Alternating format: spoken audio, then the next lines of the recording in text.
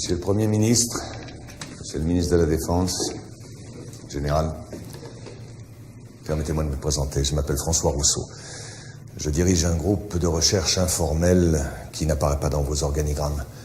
Le président, à qui j'en réfère personnellement et exclusivement, a pensé utile et même nécessaire que je vous débloque sur pas mal de sujets. Vous pensez, en tant qu'initié, être mieux informé que la plupart des gens. Permettez-moi d'en douter. En ce moment même, il se passe des choses suffisamment graves pour que les informations et les documents que je vous réserve vous soient divulgués. Voilà, une opération de manipulation inégalée à ce jour à l'échelle planétaire est en train de se mettre en place. Ce sera le sujet final de mon intervention.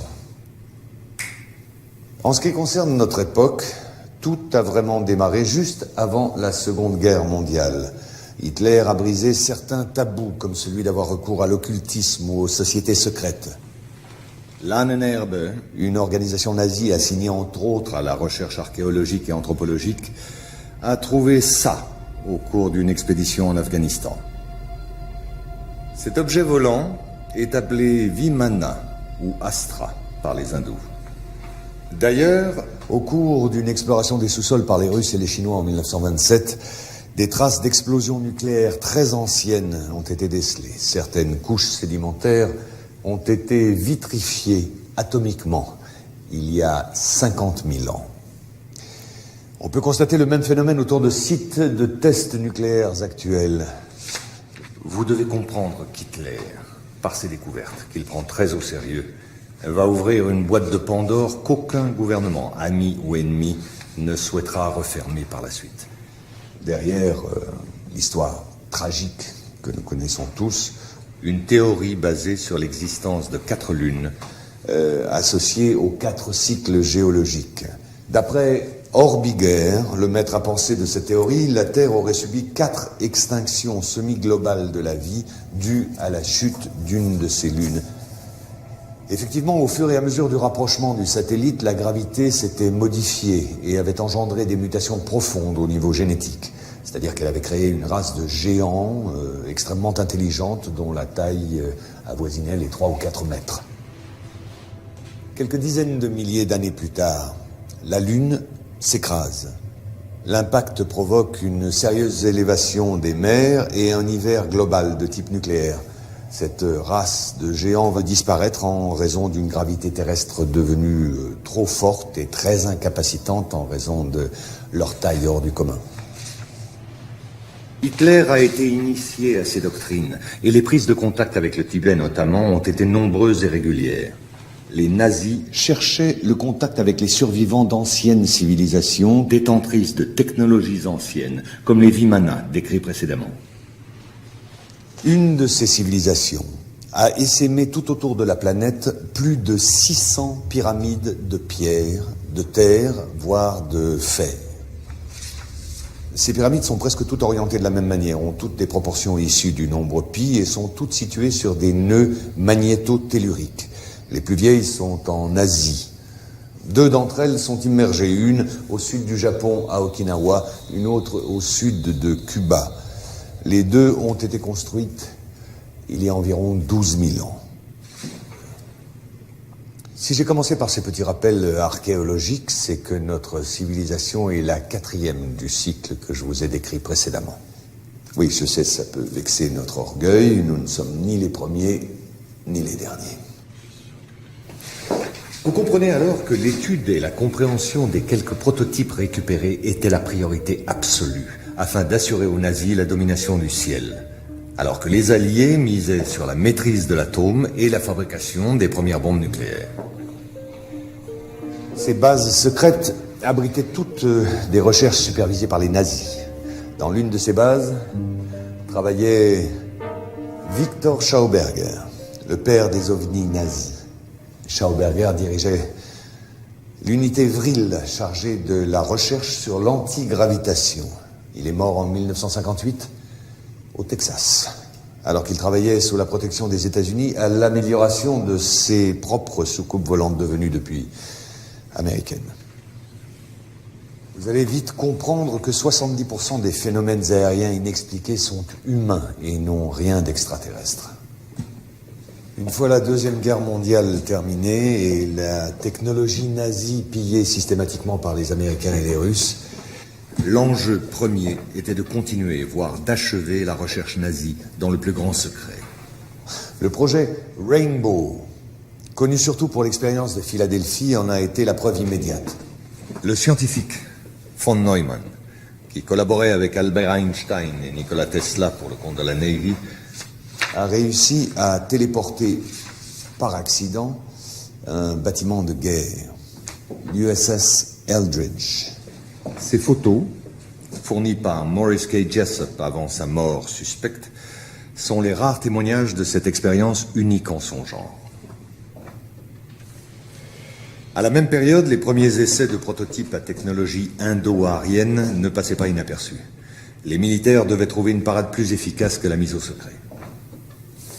C'est à peu près à la même période que Kenneth Arnold, pilote de l'US Air Force et agent de la CIA, lance la plus grande opération de manipulation sur l'existence des ovnis.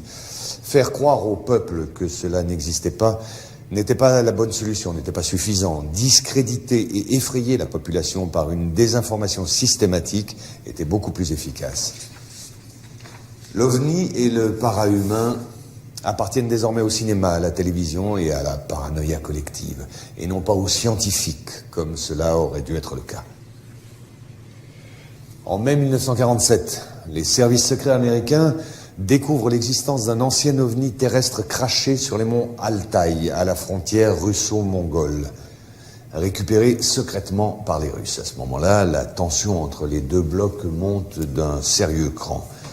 La découverte a été de taille, et pour ne pas perdre la face, le Pentagone allié à la CIA ont décidé de mentir et de monter un gros coup de bluff.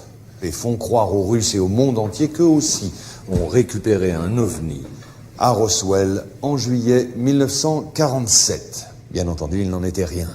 Mais le coup de bluff avait réussi.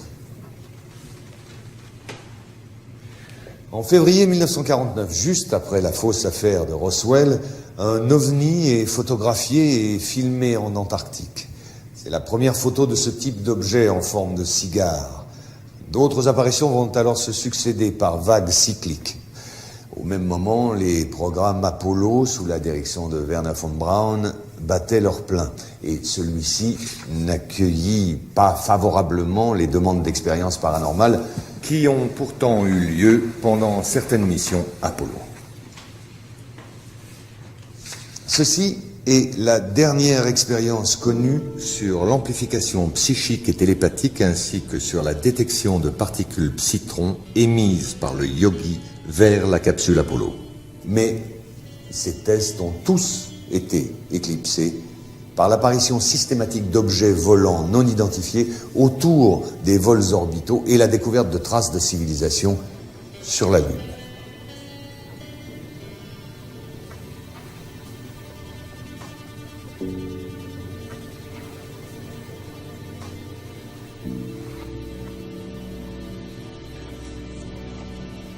La NASA a dû faire face à une avalanche de données et de preuves embarrassantes. La seule solution a été de tout mettre sous secret défense. En 1961, la directive JASON met en place un service spécial de retouche d'images. Le but est d'effacer toute trace de civilisation ou de ruines sur la Lune, concernant bien évidemment seulement les clichés à destination du grand public et de la presse. Voilà, au mois de juin 1965 est apparu ça, sur un relevé satellite dans la zone des îles de la Déception, au sud de l'Argentine. Les Russes ont tenté de saborder l'opération de renflouage sans y parvenir, malgré la violence de l'affrontement. L'objet volant a finalement été ramené sur la base d'Edwards, en Californie. Et 10 ans plus tard, le premier drone antigravitationnel à propulsion magnéto-hydrodynamique, ou MHD, a fait son premier vol d'essai dans le désert environnant la base d'Edwards. Et pas mal de prototypes ont vu le jour.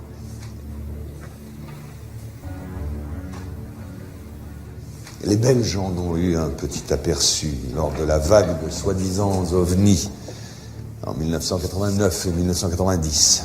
Le modèle incriminé était un Astra TR-3B ou un XR-7 de forme triangulaire et capable de voler silencieusement à plus de Mach 10.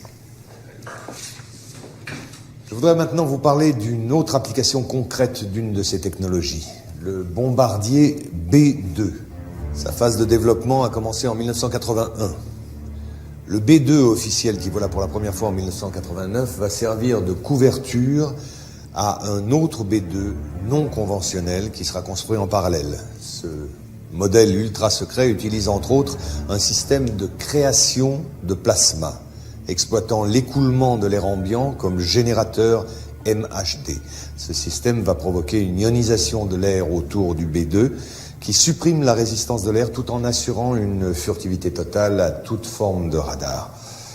Ce bombardier nucléaire vole depuis 15 ans à plus de Mach 10, peut faire le tour de la Terre en quelques heures, ni vu ni connu.